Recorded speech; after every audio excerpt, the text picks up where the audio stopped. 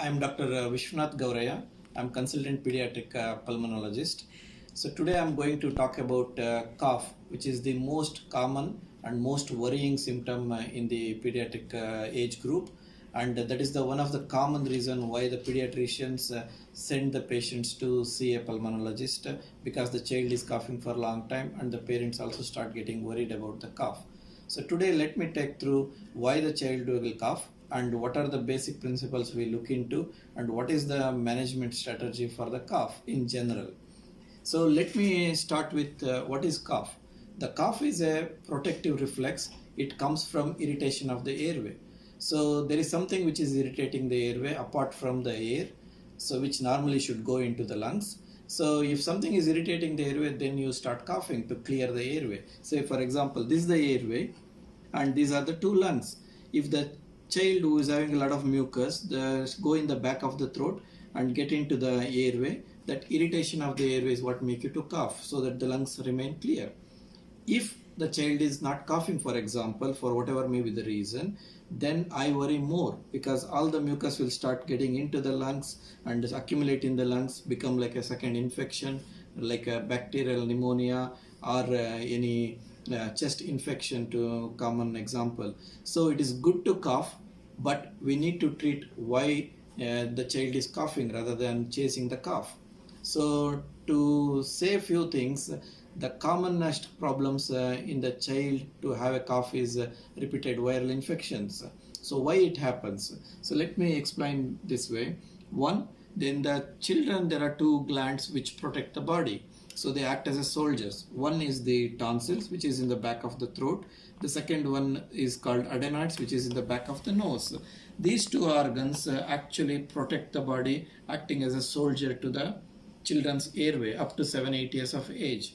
That's why you see more viral infection in this age group in the preschool, and then thereafter they start coming down, and the adults you see very rarely the tonsil infection and so on.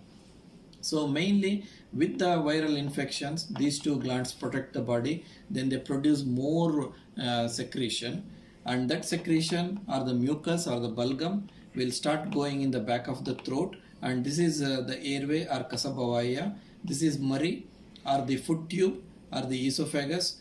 So the daytime child is able to swallow all the mucus, it will go to the stomach, and in the child, when the child is sleeping, or if he is not able to cough for whatever the reason, the common is the neurological problems, then the secretion which is accumulating in the back of the throat starts going into the airway, because that is the only one is open and the baby is breathing. It will start going into the airway. That irritation of the airway is what make you to cough, because it is protecting the lungs. So the child will cough. Some children cough to an extent that the pressure in the stomach will go up, they vomit. So it can happen in a range of some children just cough through the day and night they may be okay. Some children cough more in the night and then they start coughing to an extent they vomit as well. So this is a wide range of presentation, and the duration as well we can see. So how to manage this? The basic principle is, one, we need to find out why the child is coughing, the reason for cough, rather than just treating the cough. Second, we try to reduce the mucus secretion or clear the mucus secretion so that there is not any irritation to the airway, and then treat any other complications which the child is maybe having. So these are the four basic principles what we need to adopt. One, why the child is coughing, that goes with the history, taking a detailed history and examination of the child to find out the reason why the child is coughing, like maybe viral infection, bacterial infection, whether it needs an antibiotic and so on and so forth. The second is to reduce the mucus secretion. To reduce the mucus secretion, we use the common medications such as antihistamines, which will either in the syrup or the tablet form depending on the age, which will reduce the mucus secretion. Then the third important point is to clear that mucus secretion, whatever is produced regularly. How do you do it? It's again the two methods. One, younger the age, it is okay to use the nebulizer with the salt water, so that there is no medicine. The more you do is good for the child. It will help in breaking the mucus and clear all the mucus, or the baby will be able to swallow it.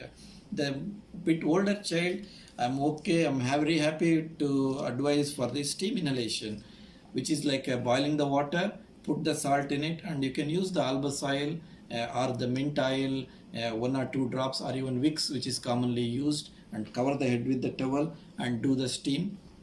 That steam or albucar, that will clear all the bulgum. So once the mucus starts coming down, then only the child will start getting better and the cough will come down. So in bottom line, child will have cough as long as there is mucus or bulgum. And bulgum is there as long as the swelling of the tonsils or adenoids is very big. And we need to work on all the three to help to improve the child's clinical condition and treat the child appropriately. That will help the child, the parents, and the doctor as well. Thank you.